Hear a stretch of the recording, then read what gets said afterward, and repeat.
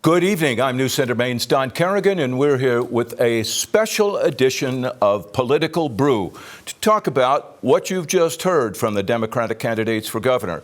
We're joined by two of our Political Brew Democratic analysts, Betsy Sweet and Emily Cain. Thank you folks both for being here. Last night at the conclusion of the Republican debate, we had a couple of our Republican Political Brew analysts and Democrats tonight. So Democrats tonight, thank you both. Glad to be here. Thank you both for being with us. And thanks for doing this. And we do want to say at the start that that Emily is affiliated with the Hannah Pingree campaign. She is the volunteer treasurer of that campaign. Yes. Betsy is not affiliated with any campaign for governor. She is involved with the Graham Plattner campaign for the U.S. Senate. Yeah. Although it's interesting, Don, Betsy and I have both been in the shoes of these candidates. Right. We have both been in Democratic primaries doing debates on this station and across the state. Many stations. We know exactly what tonight felt for these candidates. So we're excited to talk about it. Let's start right there. Okay.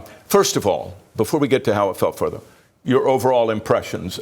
Emily, you first. Look, there's a lot of the same ideas with slightly different approaches, and what really comes across to me is sort of from whence each of these candidates comes, right? Have they come to these ideas because they are what they're hearing about on the campaign trail, or is it because they also have come to it honestly by the work that they've done, the offices that they've held, the leadership positions that they've put out there? I think it was interesting tonight knowing that the audience in the room was the Chamber of Commerce. Right. I thought there was a divide between a couple of candidates that were mostly talking to the people in the room versus people who were talking to the voters. I think we saw that on display, but we saw way more similarities tonight than we saw differences. Yeah. Betsy? Yeah, I think that's true. I think we see these differences, and I think it's hard in some ways to differentiate yourself in a field of Democratic primary voters, this many. I think we saw it last night with the Republicans as well. And so, but I think what we saw, one thing that I think is great is that we saw some really smart people who really are dedicated to making Maine a better place. Whether we agree with everything they said or we didn't,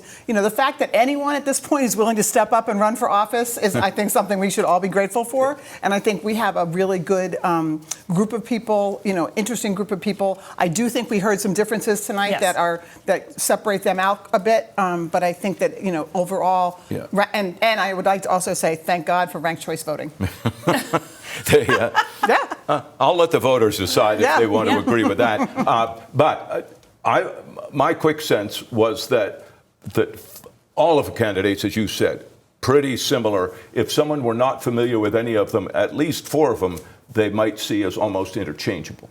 Yeah, I don't know that I see them as interchangeable. No, and I think the this time exception actually being Angus King III. Angus, and I think Nirav Shah today made himself painted himself differently than I've heard him paint himself in other debates. More on a economic business, moderate economically. Which he's from the University of Chicago. That's where he got his degree. So that tracks. But that's not what he's been saying necessarily on the campaign trail. So I thought that was interesting. I don't know if it's because that was his audience or. So those were the two. I thought that Angus and Nirav were the two that were talking to the audience in the room primarily. And I thought that what you saw from the other candidates were they were talking to the broader Democratic primary voter. You got to do both, right? It's always a both and. But candidates ask me for advice in debates, I always tell them, if you're talking to the people in the room, you're probably not talking to the voters. And so I think that's an important difference that was showed tonight. They've done this multiple times before. They've had joint appearances, and then they've had a couple of other TV debates. So they've done this before. Would they have been nervous going into this, or a piece of cake? Well, I think it's nervous because this is the last one, right? And we're getting closer to the primary. And, as you look at any polling, the differences are, even the percentage points are narrow.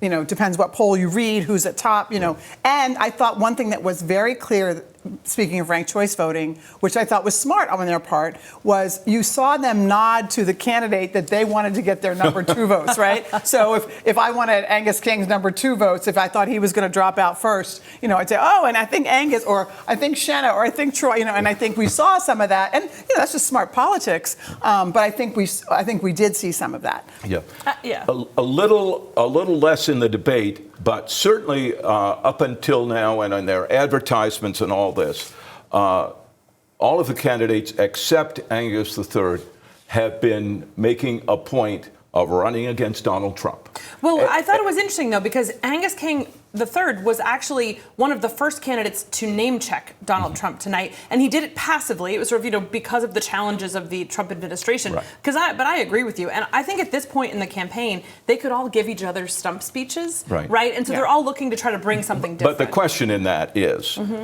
first of all, it's a Democratic primary. And just like on the Republican side, they're talking support for President Trump, on the Democratic side, they have to talk against him. Is that what Democratic voters are going to decide? Are they going to say, man, I want the one who's the toughest on Trump? That's my person? My personal feeling is every one of them needs to have a message that is in contrast to stand up for the state of Maine against the disaster that is coming out of the Trump administration. But I don't believe that is enough to carry the win in November. The win in November, the pivot from the primary to the general, is absolutely the candidate who can articulate not only the case for Maine in the face of the Trump administration, but also what they're going to actually do. Okay. This is an important thing. I'll get to that in next question. But I do think that, I would assume, because our politics are so divided now, because everything has become so separated, I think if there was anyone on that panel tonight that was not against Trump, I think they take that as a given, and I think it was much more focused, as Emily said, I think it's much more focused on what are we going to do. I mean, they have whoever's governor has a very real problem that in November, after the midterms, is when all those Medicaid cuts are going to come through. Those are huge and costly to the people of Maine and to our budget. So I think they all went in assuming that everyone knew that they would be, not in favor of Trump. One of those people is going to win the nomination, however long that process takes. Are you taking bets? That's really the question. So one of them's going to win. Yeah. And suddenly their audience is not just Democrats. It's independents. It may be some Republicans, because they want all the votes they can get.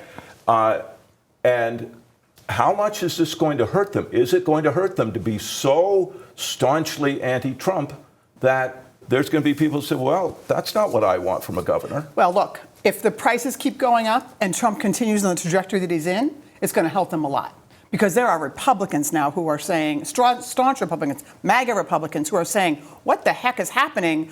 Gas is $5 a gallon. My price, inflation's going up. So I think that's very dependent on the trajectory that Trump takes. And I don't see anything in what he's saying or what he's doing. His announcement the other day that he doesn't think about the economic situation of Americans one little bit. That's not helpful. There was more to it than that. I know, but I don't. So I think that's not going to be a detriment to them. I think on the other side, actually what we saw last night, I think it's going to be some of those Republicans are going to have to start moving away from specific policies of Trump when we see what kind of disaster it creates in Maine. So a problem for Republicans, but not for the Democrats. I think less of a problem for Democrats than it is for Republicans. I want to add on this because I think actually you have to remember, Donald Trump has never won Maine. Yeah. Right? He's never been able to carry the state electorally. Mm-hmm. And therefore, you're talking about that 30 plus, that more than a third of Maine voters who are independents. It's important to remember, and for those watching, independents can vote in this primary. Please, and I think it's important that they know that, because this is the first time there's been a major competitive primary where independents can come and choose one of the ballots without changing their voter registration. It's going to be an interesting fact to find out how many of them did and which ballot they chose, to give us an early indication of whose candidates they're most interested in this fall. So whether they want to go to a message of fiscal conservatism, for example, on the Republican side, as well as supporting President Trump, or if they want to go to a message that the Democratic candidates have, including anti-Trump. Correct. That's exactly right. And again, I think that's where what you hear from the Democrats, they're all, none of them are fans of Donald Trump, to put it very politely, but it's a matter of what they do next, right? Yeah. What is the plan they lay out? What is being a governor is an executive. It's not being in the Senate. It's not a legislative job. They have to be able to say, here's how I'm going to actually do things for you. But they also have to be the governor of all the people. 100%. Right. Yeah. Those who agree with him and those who don't. Yeah, no, absolutely. 100%. And I think that's why the focus on affordability and the focus on what's happening in people's lives. Housing. Even Shenna's housing, even Shenna's thing about the Bureau of Motor Vehicle, some of us would say, oh, who cares, But people spend a lot of time in line at the Bureau, or have in the past. And so I think all of them were looking for those specific examples to say, this is how I have and I will continue to specifically help you in your daily life. Yeah, we saw that from several of them. I mean, Hannah laid out very specific plans. We also saw Troy laying out specific plans. And again, that's a reflection of from where they come. Those are people who have been policymakers. Okay, a lot more to talk about, including some of their proposals that could add up to an awful lot of money. And we're going to take a break right now and be back to talk about this some more. Stay with us.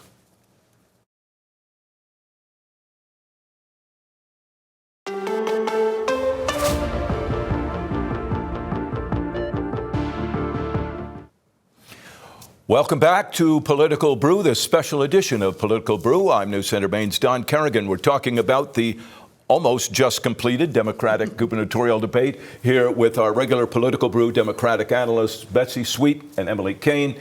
A stark contrast. Tonight's debate versus the Republican debate. The Democrat candidates were all talking about needing to do more for this, spend more for this, maybe increase, in some cases even increase or decrease some taxes. Republicans were all about cutting the budget, some of them by billions, and decreasing taxes. We want to talk about this and these differences, but first, there was quite an exchange about the property tax, which many voters, many residents rather, would probably agree is the most punitive tax for them. And let's hear a little bit of the discussion about property tax. As I think about regionalization. Here in Portland, the Greater Portland Council of Governments is doing great work with 30 other towns in this area, 30 plus, to make a difference on how do we pay for services. Right now we have almost 300 school administrative units, and we don't have to have that many people making individual pencil orders. But I think that we need to go much, much further. And I did just talk about our ability to tax second homes owned by non-Maine residents. It would require us to open up our state constitution.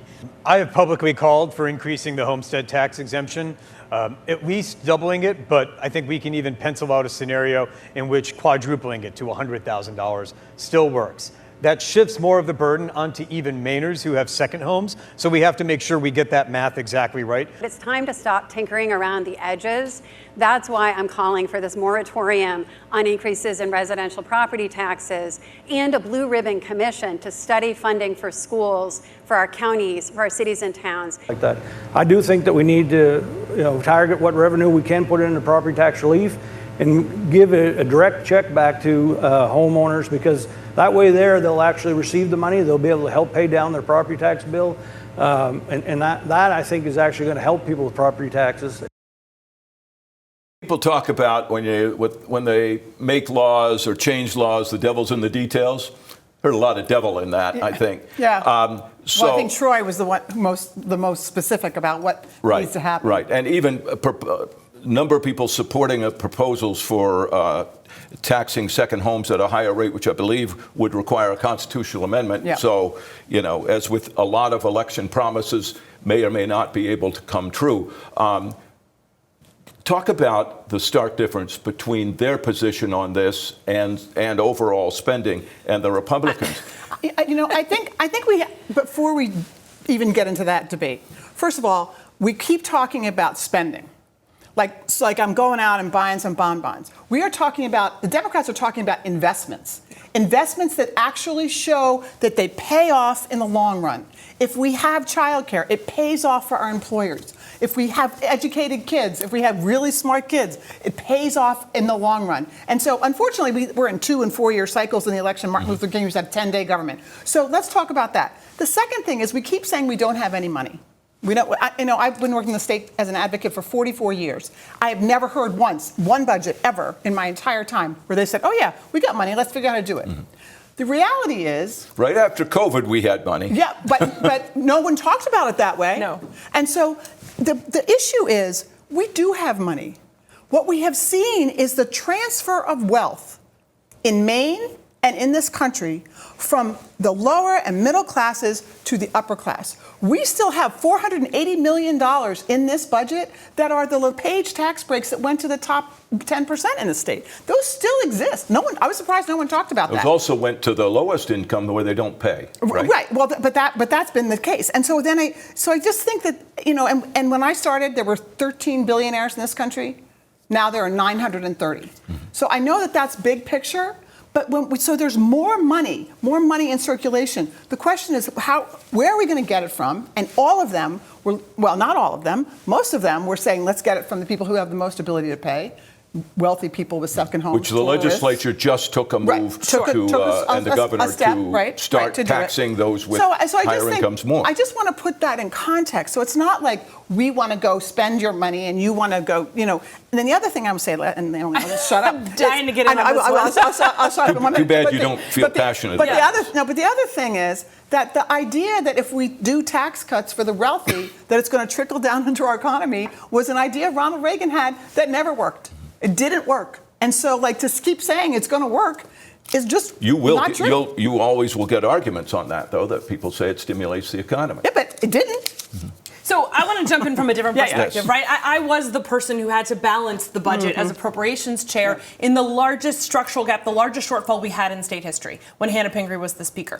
I know how hard that is, but I think it's really important to come back to the difference between tonight and last night. I watched the entire debate last night, and the number of times I found myself saying out loud to the television, "This is not how math works," was quite alarming. The math, I have a personal rule that I don't do math in public, especially on TV. And last night, there was a lot of funny math because there's a lot of fundamental misrepresentation of what is happening at the state level. Some of it is what Betsy talked about, but it's also what you heard tonight, that we have to have a balanced budget. Yes, the state government, size of state government has grown. Yes. We are required to, unlike the federal government, and they have. Whether you like what's in it or not is a different conversation. And I think that is the misrepresentation of last night versus tonight, where you did see very thoughtful, at times different approaches to the conversation of how do we get to real property tax relief? How do we do that through investments? How do we do that through changing policy?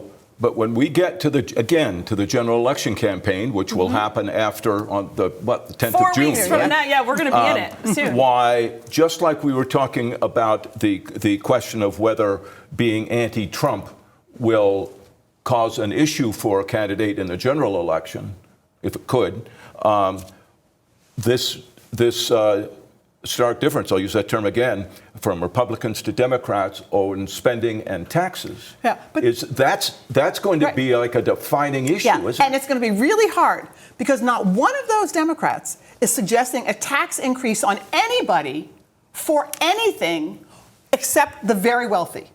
And we talk about tax increases like they're this big, thing that's going to affect everybody. That's not what any of them were talking about. But they are talking about hundreds of millions potentially in budget increases, and that money has to come from someplace. Investments that comes from the wealthiest people who aren't paying their fair share, in their view. They're also talking about how do we better use the resources we have. Yes. And to actually get in. So the measure of success is for the fall is not, yes, you're going to have people in both camps, one of whom always wants government to be larger, one of whom wants it to be smaller. For the people in the middle who are going to decide this election, they're going to be asking, how is this going to impact me and my community? What does this mean? And that is where the proposals you heard tonight will have a real difference and make the case. And so for all the people sitting out there, the voters, many of whom are feeling a big squeeze right now, whether it's gas pump, whether it's food, whatever it might be. Which of those arguments is more likely to appeal to them? To me, there's no question that it was tonight, because tonight it was specific. It was about you. It was about the challenges you face. And it was not about sort of washing them all together in some sort of hate of state government or generic hate of state programs.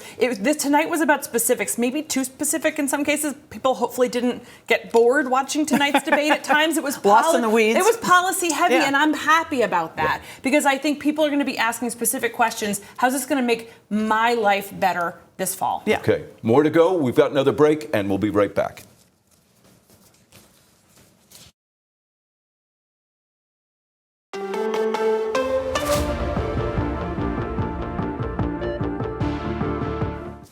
Welcome back to our special edition of Political Brew, talking about the Democratic gubernatorial candidates debate, joined by our Political Brew Democratic analysts, Betsy Sweet, Emily Cain. We touched briefly earlier on ranked choice voting, which will, with all these candidates, clearly decide this election in both parties.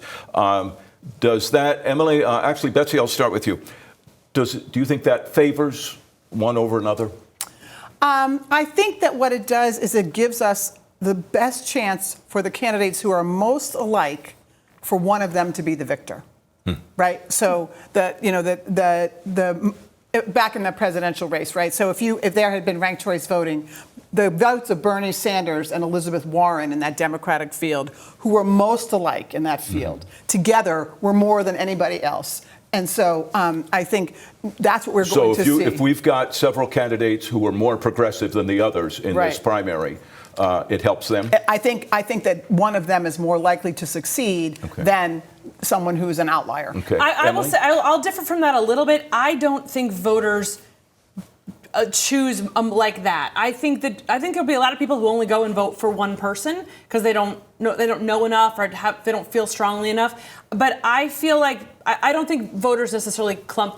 No, I don't think they do, but I think that's what happens. I think that's the outcome. I don't think it's that the intention. Maybe, but I think there's an opportunity here. I think people can vote for the people who impressed them the most for all different reasons. They might vote the first one because they were really aligned with them on everything, and they might vote the second one because they kind of liked them when they met them, right? Like, I think there's a lot of reasons, and that's why you see these candidates traveling the state, because they want to make that personal connection for that second spot. Final question. We've got just 2 minutes for this. Whoever is elected in this terribly divided political atmosphere and a legislature that over the last 2 years, many people have said was more highly partisan than they'd ever seen. I think most people want a governor who can bring people together, reach across the aisle to the other party and all of that. Do these candidates, do they all have the ability to do that? Emily? I have a stated position in this race, which is with Hannah Pingree, but even if I didn't, I would say objectively on that stage, Hannah's the one who, when she was elected speaker, earned unanimous Republican support when she did it, balanced the budget with Republican support when she was there, and has former and current Republicans who have already endorsed her campaign. So I would say, based on those objective facts, that Hannah has the track record to say she'll be a governor that will work across the aisle. And I would say that Shanna and Troy also have that track record. Troy passed budgets, Troy passed legislation. Shanna did the same with both Republicans and Democrats. So I think what's harder to know is about Angus and Dr. Shaw, who I think are making that appeal, but have never had the experience to do that in the legislative setting. Right. So I think that we can count on, and I also think that it's important that the issues are now making that happen, because paying for your gas isn't a Republican or a Democratic issue. Yeah, being able to afford your groceries and your health care. Right, and so I think that's going to start blurring those lines back together. Right. I agree. So in less than a month, we'll know who wins this one. We'll know who wins the Republican one, and then the campaigns will be on. A couple independents will be added in, and we'll be off and running to November. I'm excited. All right. Thank you both for being here and joining us. Thank you as well. More on this every day on News Center Maine's newscast. I'm Don Carrigan. Thanks for joining us, and good night.